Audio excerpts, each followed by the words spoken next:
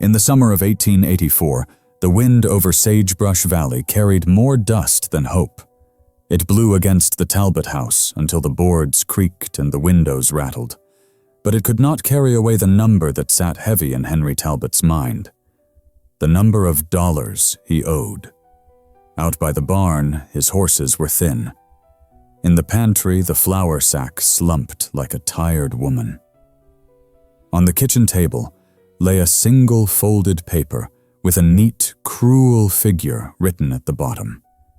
It was the amount that could take his land, his name, and whatever respect the town still had left for him. Henry sat at that table, with his head in his hands. The bottle near his elbow was half empty. The light slanting through the window showed every line on his face and every stain on the wood. Behind him, the house carried the sounds of his 3 daughters. Pots clinking as someone did the washing. A broom swishing down the hallway. The soft, steady breathing that belonged to the one no one ever invited anywhere.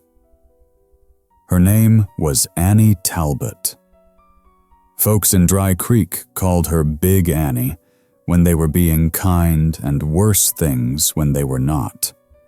She had been a large baby, and she had never stopped growing. By 26, she was taller than most men and wider than any woman in town. Her arms were thick from lifting pails and feed sacks. Her dress seams pulled when she bent. Children stared. Men looked away. Women whispered that no man wanted to wake up to a wife like that. Annie heard more of it than they thought. She learned to walk along the edge of a room and to keep her eyes low. She did not know about the paper on the table that afternoon. She only knew her father's voice had grown sharp and desperate in the last months. The younger girls, Claire and May, still spoke of dances and ribbons. Annie spoke of weather and chores because those were things she could manage. If she sat very still and did not ask for more, she could almost believe that was enough. The knock on the door came hard enough to shake dust from the rafters. Henry jerked up. His heart started to pound. He knew that knock. Men who lend money do not tap like guests. They pound like owners. He wiped his mouth with the back of his hand and called, "Come in." Everett Cole stepped into the kitchen first, slim and tidy, hat in his hand, eyes as flat as a winter pond. He owned the bank in Dry Creek and half the buildings along Main Street. Behind him, filling the doorway with long, awkward angles, stood another man. This one was tall but thin, almost lanky, his shoulders narrow under a faded coat. His beard was rough. His hands were marked by work and weather. He looked like someone who had spent more time with trees and rock than with people. "Henry," Cole said, "the note is due." Henry's throat tightened. "I just need more time." Cole shook his head once. "Time is what I already sold you. I am here for payment." He turned slightly and nodded toward the tall stranger. "This is Eli Ward. He has cash. He is looking for a wife and a piece of land. You have both. We can settle this like men who understand how the world works." Henry felt the room tilt. For a moment he thought he had misheard. Then he saw the way Cole's eyes swept toward the hallway where his daughters moved. Something dark and ugly rose in his chest, and he pushed it down because fear was louder. "Choose any of my daughters," Henry heard himself say. His voice did not sound like his own. "Any of them. Take your pick, and the debt is gone." In the doorway, Annie had stopped with a wet plate in her hand. Soap slid down her wrist and dripped onto the floor. She stood very still and prayed they would not remember she was there. The kitchen went quiet so fast that Annie could hear the slow drip of water from the plate in her hand. dust slid down a sunbeam. The paper on the table waited between Everett Cole's fingers like a little white knife. He unfolded it with care and laid it flat, as if the debt itself needed more air. "Call them in. Best not waste the day." Henry cleared his throat. His voice came out rough as old rope when he shouted down the hallway that the girls were needed, that they should fix their hair because company had come. Annie thought of slipping back to the pantry before anyone remembered she existed, yet her feet stayed rooted to the floor. She stood there with wet fingers and a fast heart, watching the scene gather itself around her. Claire came first, light on her feet, dress the color of summer sky, hair pinned soft around her face. She walked in like a girl in a catalog picture, every move saying she knew she was worth looking at. May followed close behind, smaller and softer, her hands twisting in her apron. She had that shy little smile that always seemed to ask quietly if she was enough. Henry's shoulders loosened a little when he saw them. He swept a hand toward the room as if the house had been full of beauty all along. "These are my girls. Claire is the oldest. May is a good little helper, and easy to like." He did not turn toward the doorway where Annie stood with dishwater on her wrists, skirt stretched tight across her hips, hair pinned back any old way just to keep it out of the stew. Cole's mouth pulled into something that was not quite a smile. "You said any daughter, Henry? Let the man look." Eli Ward had been silent since he stepped inside. He watched the way some men watched the sky in October, trying to read what kind of winter was coming. His gaze moved from Claire to May, taking in clean hands and hopeful eyes. Then his attention slid past them to the big woman half hidden in the doorway. Annie felt it when his eyes reached her. It was like having a heavy coat laid across her shoulders. She wanted to shrink back into the wood, vanish into the same shadows that had kept her safe from questions for years. Instead, she lifted her chin just a little and met his gaze. She did not know why she did it.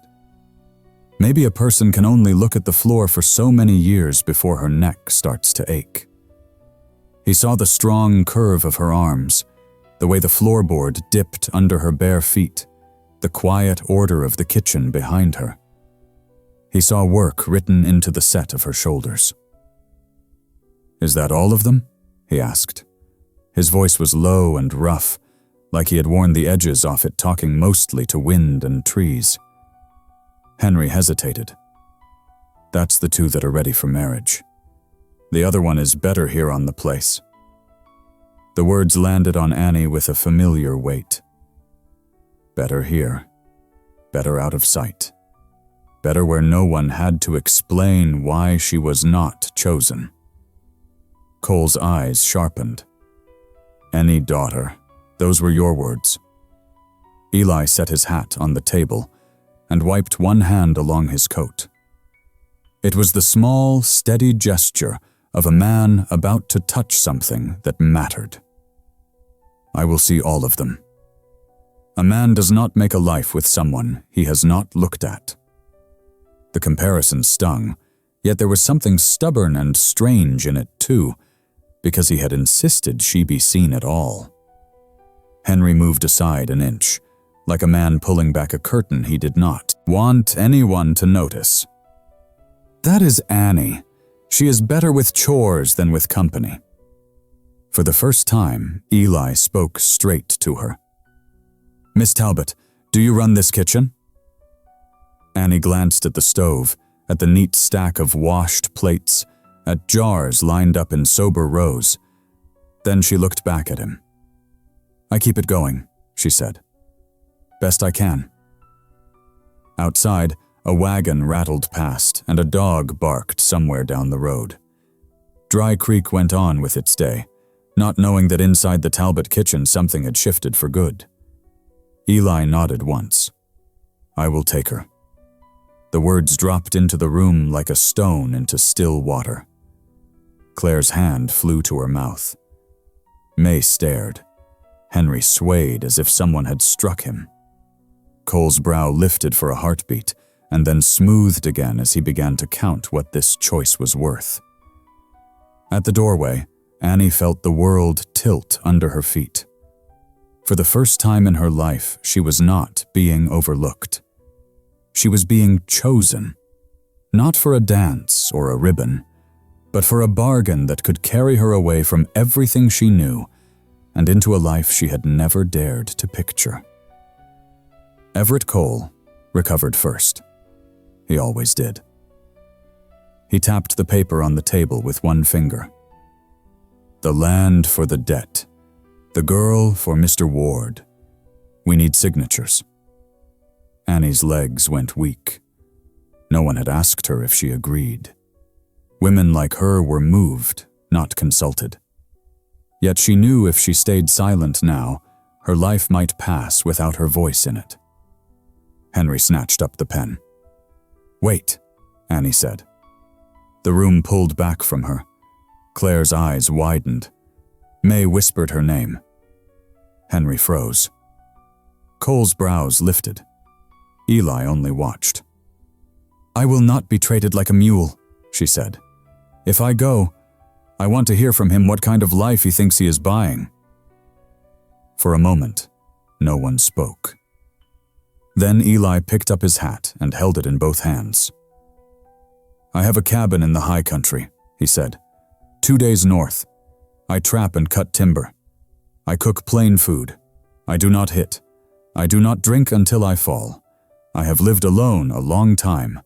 I am tired of talking to myself and the stove. I need a partner who is not afraid of work. That is the life. It is not fancy." No sweet words, just a list, plain as beans and salt. "Will you expect me to be thin?" Annie asked. Her sisters gasped. "I expect you to stay alive," Eli said.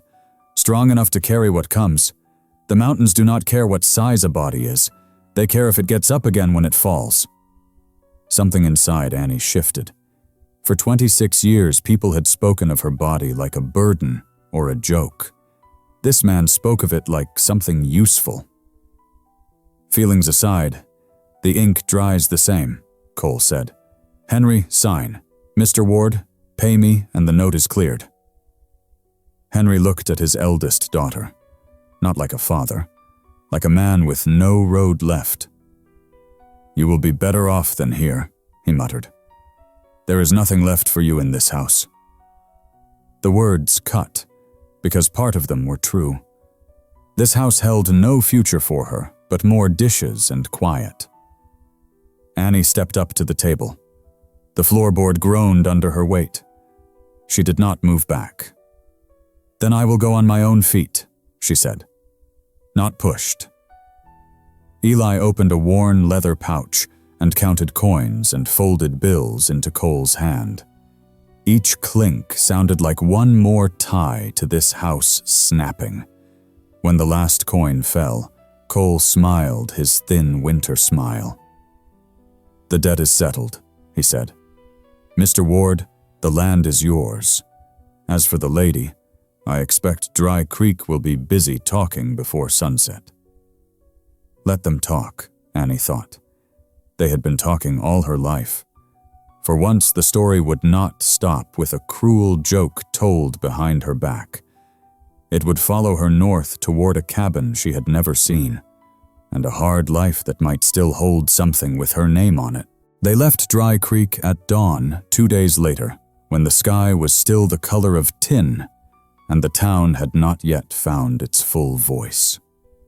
Annie sat on the wagon seat beside Eli with a small bundle at her feet. Behind them, the Talbot house shrank into a square of gray boards. No one stood on the porch to watch them go. The dust they raised was the only farewell. The road north climbed slow at first, through low sage and scattered cottonwoods. Annie kept her hands folded in her lap, so he would not see them shake. She had ridden wagons all her life, yet never on a road that did not end at the same kitchen door. With each mile, the air thinned and cooled, like the world was stripping away the noise she had grown used to. Her thoughts grew louder in the quiet. She thought of the kitchen she had left behind, the way the table leaned to one side, the spots on the ceiling where rain had come through. She knew every flaw of that place. She did not know a single wall or window of the cabin ahead.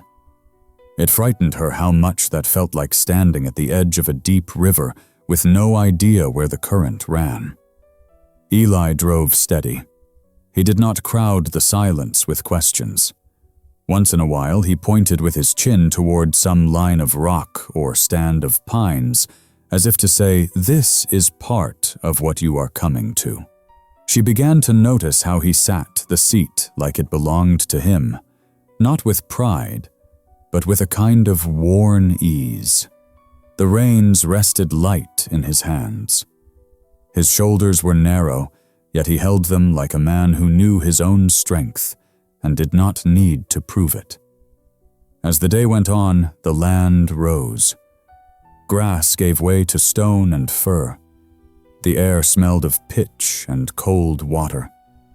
Annie felt the wagon pull harder on the traces and her own chest work a little more for each breath. She was aware of her weight on the seat, the way the wood sagged just a bit under her, and kept expecting him to notice and shift away. He never did. The space between them stayed the same, not too near, not carefully distant. They camped that night near a creek lined with willows. Eli built a fire with practiced hands and boiled coffee in a blackened pot. Annie spread her blanket on the far side of the flames and lay looking up at a sky so full of stars it almost hurt. The sounds were different here. No clatter of wagons. No distant piano from the saloon. Only insect hum and the faint rush of water over stone. She felt as if the whole world had moved back a step and left room for her to breathe. Sleep did not come quickly. Her mind kept circling the same fear, that when they reached his cabin, she would not fit into whatever narrow life waited there. She pictured chairs too small, door frames too tight, a bed that complained under her. She had lived with furniture that winced at her size before. The memory of cracking a ladder-back chair at church supper still burned her cheeks. The next afternoon, the cabin came into view, tucked against a slope with dark trees standing guard. It was not large, yet it did not look fragile. The logs were thick, the roof pitched steep against snow. Smoke curled from a short stone chimney. A stack of cut wood stood by the wall in careful rows. Annie felt her heart move in a slow, uncertain hope. This was not a shack thrown together for any warm body. It looked like a place someone intended to keep. Inside the single room, she saw a wide bed built solid, a big table scarred by work, a stove with its iron belly warm. By the window stood a chair broader and stronger than any she had known, its legs thick, its seat wide, the joints wedged tight. It waited there like an open hand. Annie paused just inside the door and saw the wide chair by the window. Most of the chairs in her life had been slim and nervous things built for smaller women and ready to complain under her.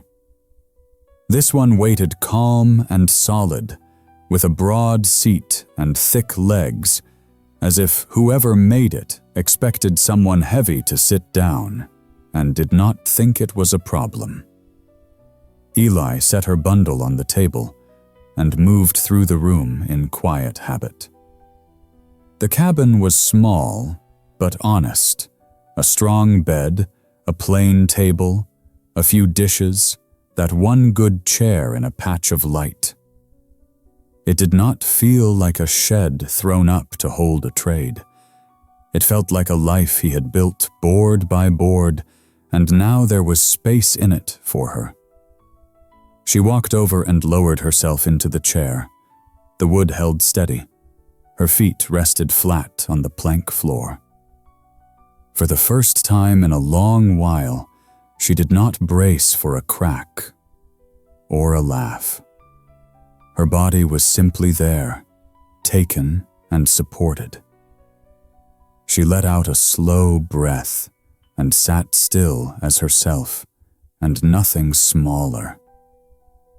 The days that followed found their own rhythm. They rose before dawn.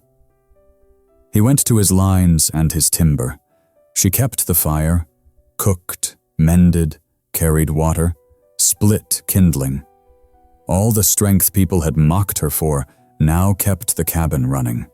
When she stood in the doorway each evening with supper ready and saw his shoulders loosen at the sight, something quiet in her began to trust its own worth. Winter came hard in the high country. Snow banked up the walls and wind pushed at the chimney. Sometimes the old thoughts still came, whispering that she took up too much space. They faded each time she settled into her wide chair and felt the cabin hold her weight without complaint, and heard nothing but the tick of the stove and his steady work nearby. In spring, they drove the wagon back to Dry Creek for flour and salt. The town did what towns do. Men on the porch stared. Women watched from windows. Children pointed. Annie felt every eye and kept walking. The road under her feet no longer ended at the narrow Talbot kitchen. It led back to a house where her hands were needed and her chair fit. Their talk brushed past her like dust on her skirt and fell away behind. In time, the talk shifted. People saw the way she lifted her own sacks, the way she bargained straight and paid clean, the way Eli's thin face softened when she spoke to him low at the counter. The old phrase, "too fat to love," began to sound small next to the plain fact of two people who chose each other every ordinary day. Years later, they were still known as the pair from the high country, the narrow man and the big woman with the steady walk. Folks told stories about storms they had lived through and winters they had survived, and in every version, the one was there beside the other. Under all that talk lay a quiet truth. Some lives are not meant to squeeze into the narrow chairs other people set out. They are meant to find the place where their full weight is not a shame, but a blessing. If this story has kept you company tonight, I would be glad to have you back on the trail. Click subscribe, tap like, and ring the little bell so you do not miss the next ride into the Old West.